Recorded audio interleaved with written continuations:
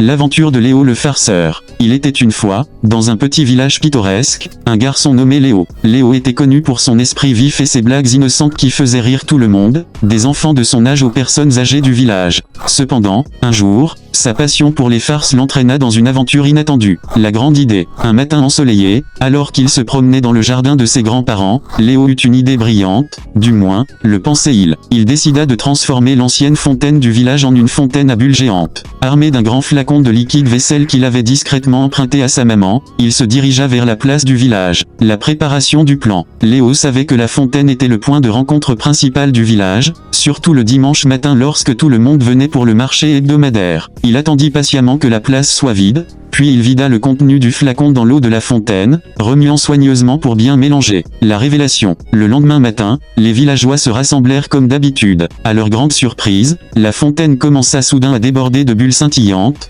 créant un spectacle coloré et joyeux. Les enfants éclataient de rire, essayant d'attraper les bulles qui s'envolaient dans le ciel. Même les adultes ne purent s'empêcher de sourire devant ce spectacle inattendu. Les conséquences. Cependant, tout le monde ne trouvait pas la farce aussi amusante. Monsieur Dupont, le maire du village, était furieux. Il convoqua une réunion d'urgence pour découvrir qui était responsable de cette plaisanterie. Léo, voyant que sa blague avait pris une ampleur qu'il n'avait pas prévue, décida de se dénoncer. La morale de l'histoire. Devant l'assemblée des villageois, Léo s'excusa sincèrement d'avoir causé des problèmes, expliquant qu'il voulait simplement faire rire. Les villageois, touchés par son honnêteté, décidèrent de lui pardonner. Monsieur Dupont, bien que toujours un peu contrarié, accepta les excuses de Léo et proposa même d'organiser un concours de bulles pour célébrer l'incident de manière positive. Ainsi, Léo apprit une leçon précieuse, les blagues doivent être faites avec soin et responsabilité. Ce jour-là, il devint non seulement le farceur préféré du village, mais aussi un jeune garçon respecté pour son courage et son honnêteté.